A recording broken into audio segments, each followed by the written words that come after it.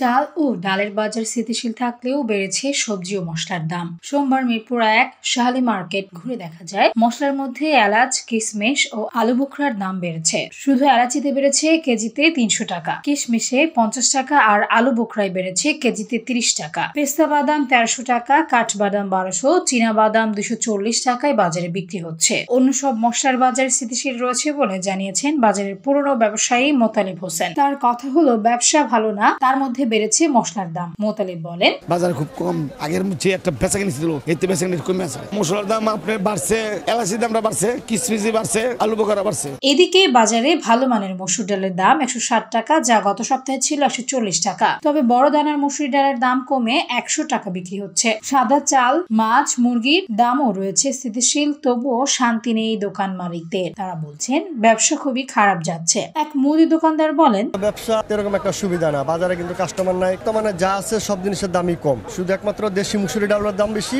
আর হলো আপনার তেলের দাম বেশি। অন্যান্য জিনিসের দাম বর্তমান বাজার হিসাবে অনেকটা কম। পোলার চাল ভালোটা ১২০ টাকা কেজি বিক্রি করি, আর নর্মালে যেটা আছে ওটা হলো ১০০ টাকা বিক্রি করি, আর মুসুরি ডাল বর্তমানে হলো আপনার ৯০ টাকা কেজি বিক্রি করতেছে। এটা বাজারে ব্রয়লার মুরগি ১৮০ টাকা বিক্রি হচ্ছে, পাকিস্তানি মুরগি ২৪০ থেকে ২৬০ টাকা, বড় মুরগি ৩০০ টাকায় বিক্রি হচ্ছে। মুরগি ক্রেতা বলেন, ক্রেতা নাই একজন, আগে সেল হইতো ২০০ পিস, এখন সেল হয় মূলত ৮০টা ৯০টা ১০০ পিস সেল দিতে পারি, এখন বেশি সেল দিতে পারি না কারণ বাজার ভালো না। এখন সাদাগুলো চলতেছে ১৫৮ টাকা কেজি, কত চলতেছে ২৪০ টাকা, লাল মুরগি ২৭৫ টাকা, এরকম আর কি। মাছের বাজারও রয়েছে স্থিতিশীল। শিং মাছ ৪০০ থেকে ৫০০ টাকা, রুই মাছ ৩৫০ থেকে ৪০০ টাকা, চিংড়ি ৮০০ টাকা, কাতল ৪০০ টাকা, পোয়া মাছ ৫০০ টাকা দরে বিক্রি হচ্ছে। মাছ দোকানদার বলেন, মাছের দাম তেমন বাড়েনি, তবুও বাজারে ক্রেতা নেই, ব্যবসার অবস্থা খারাপ। শীত আসার সাথে সাথেই দ্বিগুণ বেড়েছে কসমেটিক্স এর দাম। দোকানদার জানান, কসমেটিকের দাম তো অনেকগুলো বাড়ছে, যেমন শীতের পণ্যগুলো আগের থেকে মনে ডবল হয়ে গেছে দাম, অনেক মালে ডবল তো বেশি হয়ে গেছে কিছু মাল। হঠাৎ করে আর বিদেশি মালগুলো আরো বেশি বাড়ছে, এগুলো আসে কম,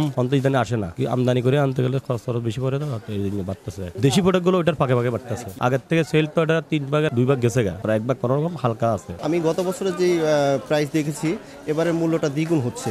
যেখানে দেখেন যখন শীতের দিন আসে আমাদের শরীরের অনেক ধরনের চর্মরোগ হতে পারে, বা পাশাপাশি আমার সুখ হয়ে যায়, এজন্য আমরা অনেক তেল ব্যবহার করি বা কসমেটিক ব্যবহার করি বা চুনো পাউডার ব্যবহার করি।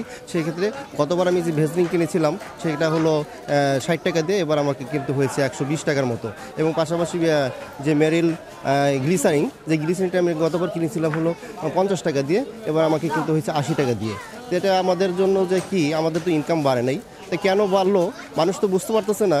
যে আমরা খাদ্যপণ্য বাড়লে বুঝতে পারি যে দেখা যাচ্ছে যে এটা বেড়ে গেছে, কিন্তু আমরা যখন একটা কসমেটিক্স সামগ্রী কিনতে যাই তখন বুঝতে পারি না, ওটা হুট করে কিনে ফেললাম, পরবর্তীতে দেখি যে না, এটার দাম তো গত বছর ছিল, এখন এই বছর বেড়ে গেছে।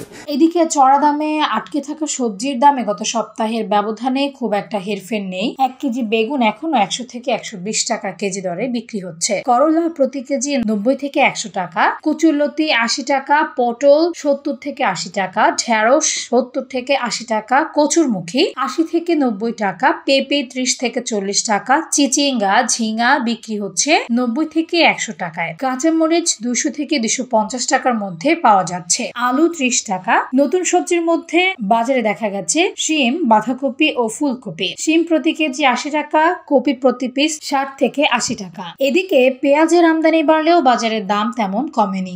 এখনো প্রতি কেজি পেঁয়াজ বিক্রি হচ্ছে ১১০ টাকা কেজি দরে। দোকানদার জানিয়েছেন, মুদি বাজারে দামের হেরফের ও দেশের রাজনৈতিক অস্থিরতা, দেশে ভূমিকম্প সহ নানা কারণে বাজারে ক্রেতা নেই। ব্যবসার অবস্থা খুবই খারাপ। ব্যবসায়ীরা জানান, আমাদের ব্যবসা বাণিজ্য অবস্থা বেশি ভালো না, রাজনীতির বিষয় খারাপ, তারপরে এই যে আল্লাহ একটা গজব পড়লো, মাস শেষ, জিনিসপত্রের দাম কমই আছে কিন্তু বেচাকেনি নাই, বেচাকেনি অবস্থা খুবই খারাপ। ব্যবসায়ীর পরিস্থিতি অনেক খারাপ, কারণটা এখন তো মানুষের কাছে টাকা পয়সা যেমন নাই। ব্যবসায়ীদের আশা নতুন সরকার এলে তাদের ব্যবসা ভালো হবে, তারা নতুন সরকারের দিকে চেয়ে আছেন। রাজনীতি এইটার কারণে বাজার খুব খারাপ, বাজারের দাম একটু কমতে পারে, সরকার স্থায়ী হয় তো বাজারের দাম নিয়ন্ত্রণ হবে।